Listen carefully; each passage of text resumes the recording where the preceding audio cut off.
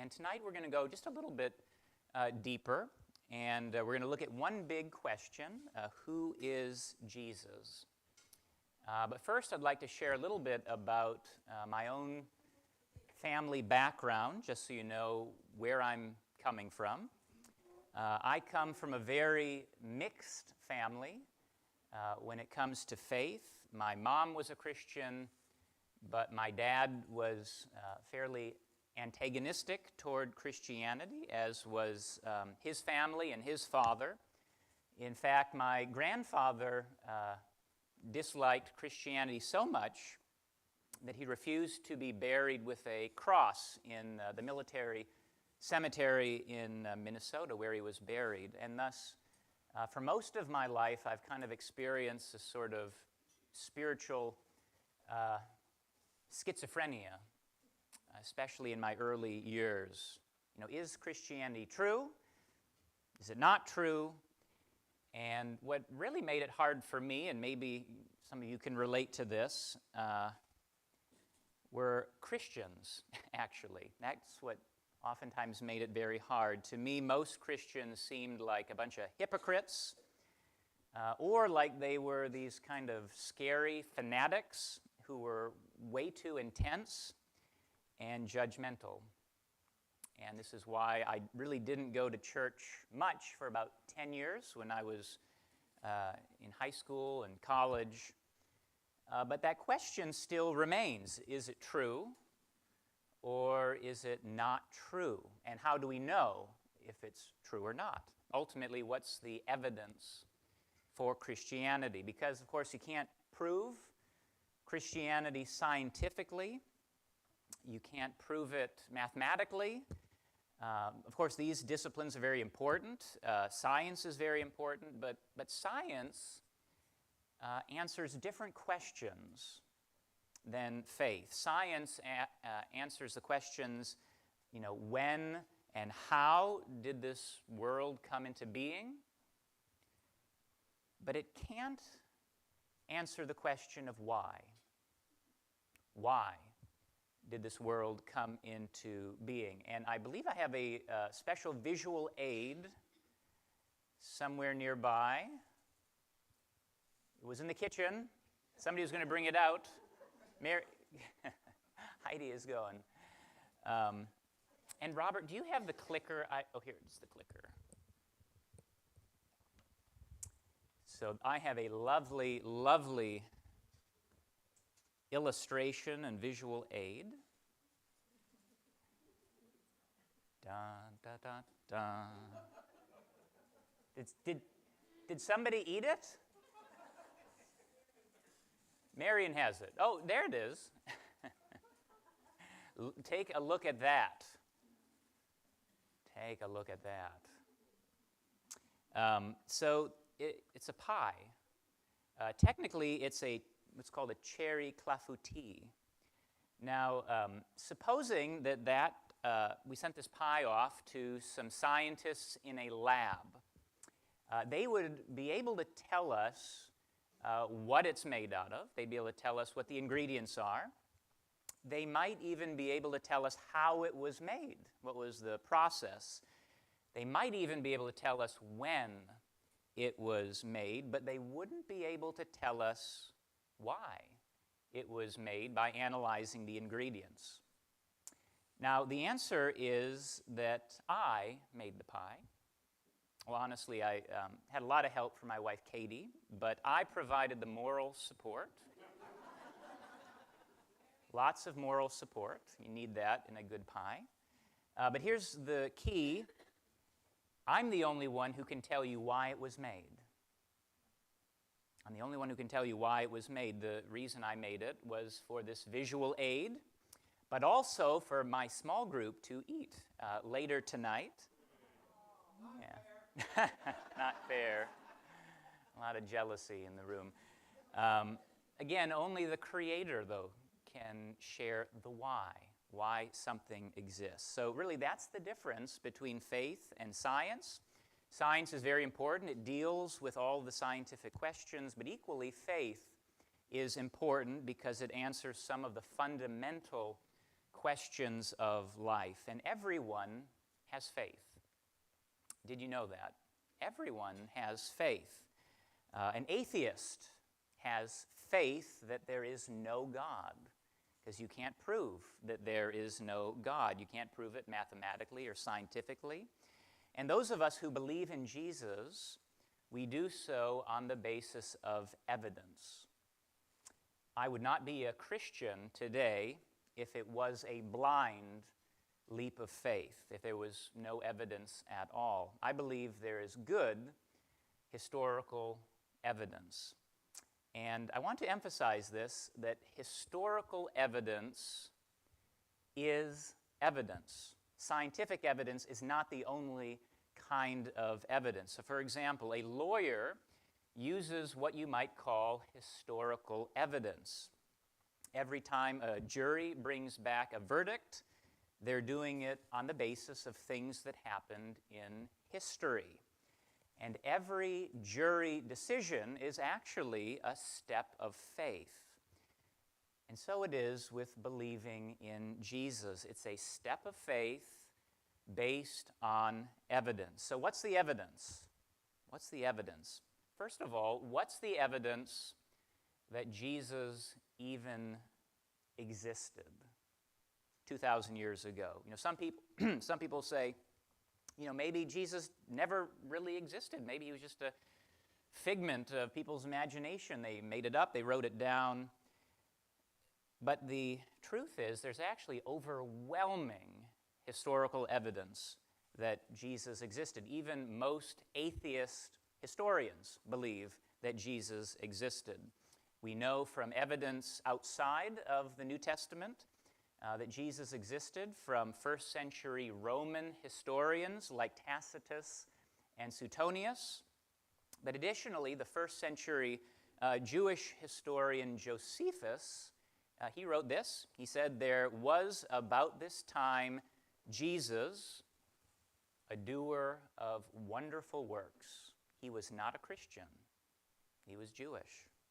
And then Josephus goes on to talk about the crucifixion of Jesus and his alleged resurrection. So there's evidence outside of the New Testament, but most of our evidence comes from within the New Testament. Now, of course, the New Testament was written a long, long time ago, and so sometimes people will say, well, how do we know that what we have today hasn't been changed and altered over the years, over the course of time? You ever heard this question? It's very, very common. I mentioned Dr. Bart Ehrman last week, one of the leading critics of Christianity in the world today, and that's what he really focuses on. But the answer is that we do know through a science that's called textual criticism. And essentially, the way that textual criticism works is like this. Basically, the more manuscripts you have dispersed across a large geographic range, and the earlier they are, the more sure you can be that what you have is close to the original. It's what the original said. So, for example, Herodotus and Thucydides were both writing in the 5th century BC. The earliest copies we have of their writings are AD 900, so there's a 1,300-year gap between when they wrote and the earliest copies we have. We only have 8 copies each of theirs, complete copies, and yet no classical scholar would doubt their authenticity, even with that limited amount of historical data. Similarly, Livy's Roman history, there's a 900-year gap, 20 complete copies. Caesar's Gallic Wars, 950-year gap, 10 copies. Tacitus, 1,000-year gap, 20 copies. Then we come to the New Testament, written between 40 and 100 AD. The earliest manuscript fragments we have are from about 130 AD. We have parts of 5,309 Greek manuscripts, 10,000 Latin manuscripts, 9,000 in other languages. This is totally unique amongst ancient prose writings. One of the greatest textual critics ever, F.J.A. Hort, said this: "In the variety and fullness of the evidence on which it rests, the text of the New Testament stands absolutely and unapproachably alone amongst ancient prose writings, and no secular historian would disagree with that." So, we know from evidence outside and inside the New Testament that Jesus Christ existed. But this might be the more important question: who is he?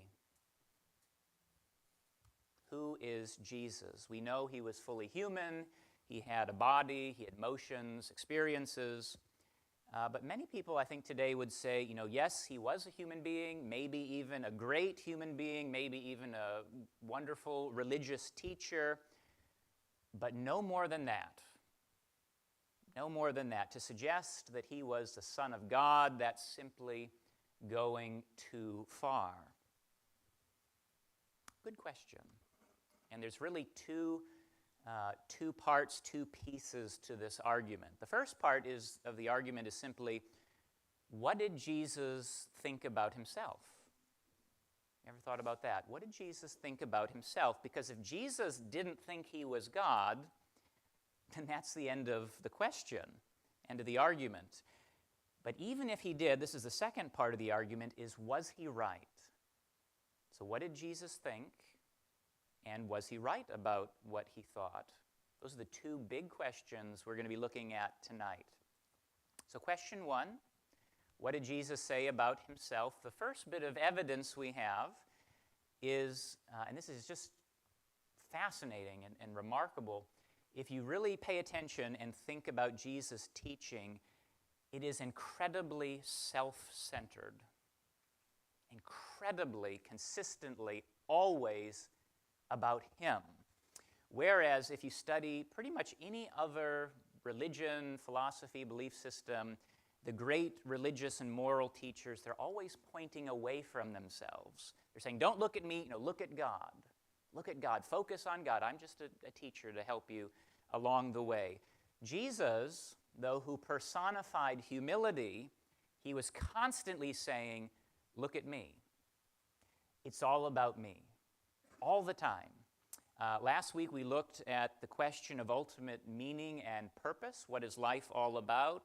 So many of us have this deep spiritual hunger, this void or longing that other things don't quite satisfy. Again, Jesus said, I am the bread of life. I'm the bread of life. If you want that hunger satisfied, come to me. And of course, there's also the stuff in our lives that we don't like. I have stuff in my life that I don't like, compulsive, addictive behaviors, things like that. Jesus said, if the Son sets you free, you'll be free indeed. And then there's all the stuff that we carry around in our lives, all the burdens, the cares, the anxieties, the fears, the guilt. Jesus said, come to me, all who are weary and heavy laden, and I will refresh you. Basically, if you want peace of mind, come to me. And Jesus said, if you receive me, you receive God. If you welcome me, you welcome God. He said, if you've seen me, John 14:9, if you've seen me, you've seen God. So a little child was once drawing a picture of God in class, and the teacher said, what are you doing? And the child said, I'm drawing a picture of God. And the teacher said, well, you can't do that. Nobody knows what God looks like. You can't draw a picture of God. And the child said, well, they will in a minute. But Jesus said, if you see me, if you want to see God, look at me. I am the picture, the image of God. And then there are Jesus' kind of more indirect claims. Jesus claimed to be able to forgive sins. He went up to people and he said, your sins are forgiven. Now, of course, if somebody offends you, you have every right to forgive their sins. But you can't go up to some random person you don't know and say, your sins are forgiven, right? You can't do that if they haven't offended you. And so when Jesus said this, what did the lawyers say? They said, who can forgive sins but God alone? They're absolutely right. Forgiveness is at the heart of Christianity, what Jesus came to do, to make forgiveness possible. C.S. Lewis said, a Christian is someone who forgives the inexcusable because God has forgiven the inexcusable in us. That is at the heart of what it means to be a Christian and how we live our lives. Then there are Jesus' more direct claims. There are so many of them, we don't have time to go into all of them. But here's one I'd like to look at in particular. It is John 10, verse 30. Jesus said, I and the Father are one. Now, claiming to be God was blasphemy in the eyes of the people at that time, and so naturally they picked up stones to stone him on the spot. Then Jesus said, I've shown you many good works from the Father. For which of these do you stone me? And here's the key, their response. They say, we're not stoning you for any of these, they replied, but for blasphemy, because you, a mere human being, claim to be God. So, if you look at all of the evidence, it's clear that Jesus did make this claim. It's certainly an astonishing claim, and of course, it's a claim that needs to be tested. And really, if you think about it, there are only three possibilities. Either it was not true, and Jesus knew perfectly well that it was not true, in which case he's lying, he's a fraudster, or else it was not true, but he didn't realize it was not true, in which case Jesus was deceived or crazy or something along those lines, deluded. But logically, there's only one other possibility, right? There's only one other possibility, which is that it's true. C.S. Lewis said this. He said, a man who is merely a man and said the sort of things Jesus said would not be a great moral teacher. He'd either be insane or else he'd be the devil of hell. You must make your choice. Either this man was and is the Son of God, or else insane or something worse. But let's not come up with any patronizing nonsense about his being a great human teacher. He has not left that open to us. He did not intend to. So now, question 2 of the argument, what evidence is there to support his claims? Again, we want to explore, we want to analyze. Was he right in what he said about himself? So the first piece of evidence I'd like us to look at is his teaching, just simply his teaching. The teaching of Jesus has been widely acknowledged, even by non-Christians, to be the greatest teaching of all time. Love your neighbor as yourself. Do unto others as you would have them do unto you. And then this totally revolutionary and completely unprecedented teaching that nobody on planet Earth had said until Jesus Christ. Love your enemy. Love your enemy. Jesus' teaching has been the foundation of our entire civilization in the West. And just think about this. When you think about technology, and you think of how much progress has been made technologically over the course of 2,000 years, you think of how much progress has been made just in the last decade or 2 decades. I remember when I was a kid and we had, the bag car phone. Remember those bag car phones? And you see how far we've come in a very short period of time. In 2,000 years, nobody has improved on the teachings of Jesus. Nobody's even come close to the teachings of Jesus. They're the greatest words ever spoken. They're the kinds of words that you would expect God to speak, right? The kind of words you'd expect God to speak. So that's the first piece of evidence, Jesus' teaching. But secondly, his life, what he did. I used to think that Christianity was boring, that Jesus was a kind of killjoy. But then think about this. What was Jesus' first miracle? Exactly, turning water to wine at the wedding at Cana. He said, the wine runs out. Jesus says, go and get those jars, fill them with bath water, start filling them up with gallons and gallons and gallons. They start pouring it out, and what comes out? Chateau Lafite 45, BC, that is. Amazing. That was his signature. That was his calling card miracle. I've come to bring joy to the world. And not just his miracles, but his love for the marginalized. All of the feeding of the hungry, the healing of the sick, ultimately laying down his life for us. Jesus said, greater love has no one than this, than to lay down his life for his friends. And then his character, which has impressed millions of people who wouldn't even call themselves Christians. Time magazine once said this. They said, Jesus was the most persistent symbol of purity, selflessness, and love in the history of humanity.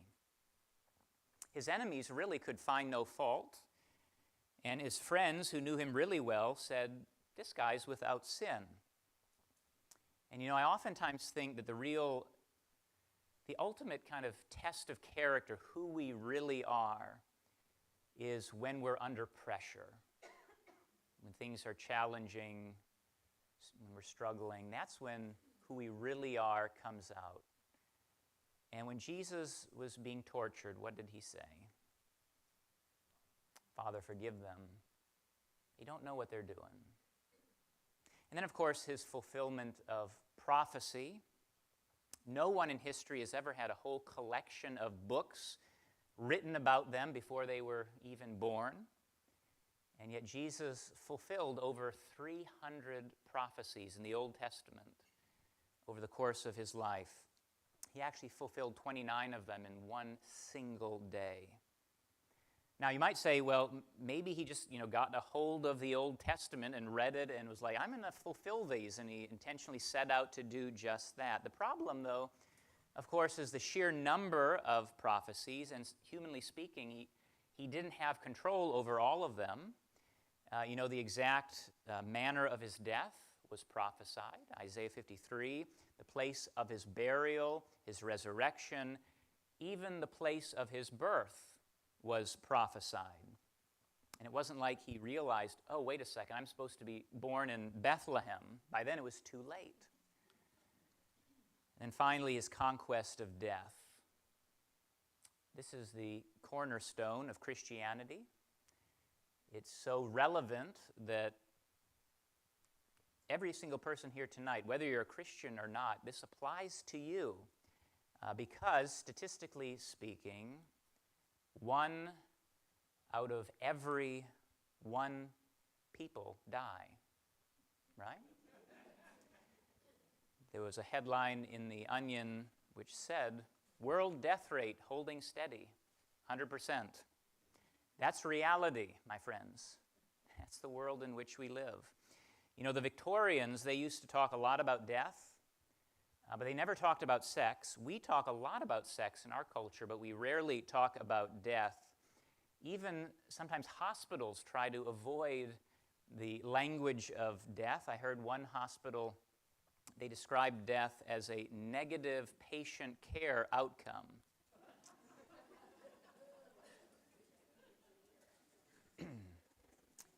But people die nevertheless, and when you go to a funeral and the coffin goes into the ground, it looks absolutely final. Absolutely final. And it is unless death has been conquered.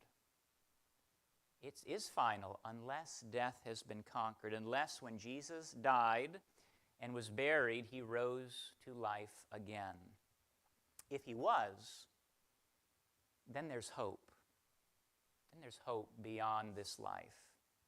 But is this just wishful thinking? It is, of course, unless there's evidence. So what is the evidence for the resurrection of Jesus? Well, first, it is his absence from the tomb.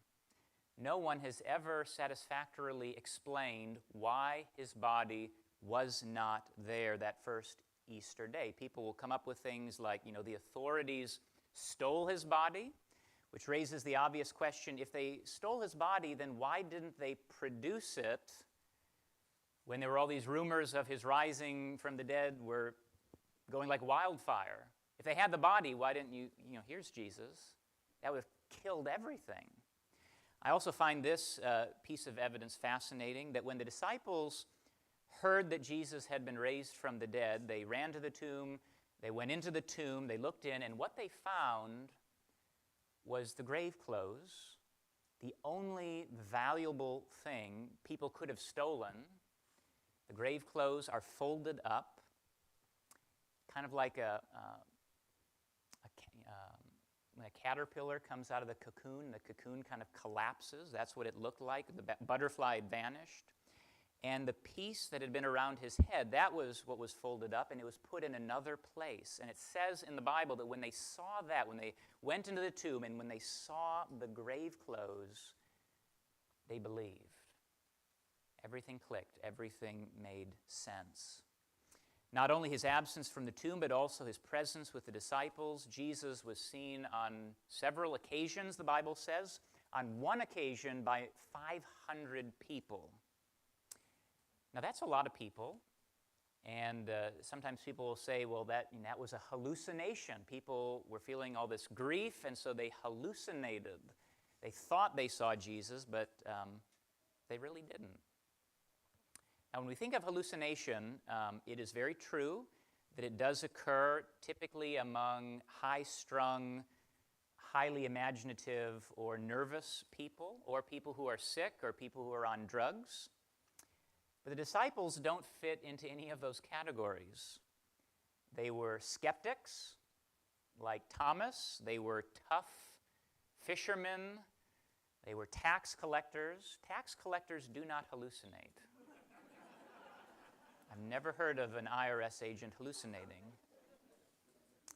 And then there was, of course, the transformation of the disciples, and this may be the most compelling piece of all. Here was this group of incredibly discouraged, depressed, disillusioned people. And then all of a sudden, they're running around telling everyone, we've seen Jesus. He really is alive. And most of those disciples would end up dying horrific deaths because of their beliefs. They were crucified, they were beheaded, they were tortured, and all they would have had to say to avoid all of this was, no, we take it back, none of it's true. It would have been so easy to avoid that suffering, and they didn't. None of them recanted. These people would not all have died for something they knew wasn't true. But they knew it was true because they'd seen the risen Jesus.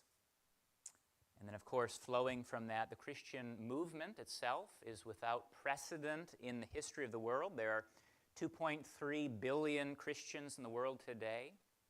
And this is the coolest part of that. They're of every ethnicity, every continent, every nationality, every economic, social, and economic background. Christianity is far and away the most diverse religion in the history of the world, and there's nothing that's even remotely close to the diversity we see around the globe. And people all over the world, all different cultures, talk about experiencing the risen Lord Jesus Christ. So in summary, When we look at what Jesus claimed about himself, the first argument, it's clear that Jesus did claim to be a man whose identity was also God. Was he deluded? Was he a fraud? When you look at the evidence, his teaching, the things he did, his character, his fulfillment of prophecy, his resurrection, I believe that it would be absurd and illogical and unbelievable to say that he was insane or a fraud, given everything we know about him. On the other hand, there is the strongest possible supporting evidence that what Jesus said about himself is true. And this is one of the reasons that I believe it's true. I believe Christianity is intellectually consistent and coherent. But the second reason that I believe that it's all true is that I've personally encountered the risen Jesus Christ, and he has radically changed my life for the better. And over the course of the next 8 weeks, I'm going to share lots of stories from my own life of how he has done this. But when Jesus said, "I have come that you might have life and have life to the fullest," that has been my experience. I am not where I was years ago. I'm a different person. I'm a new creation. Now, of course, it's not easy. Lots of ups and downs. I mess up all the time.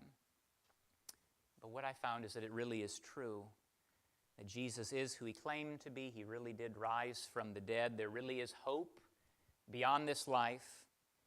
And I look forward to exploring many of the kind of practical implications of this truth in the weeks ahead.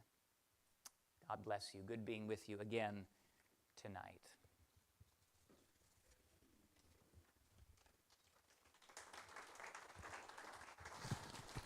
Thank you, David. Robert, before we go into our small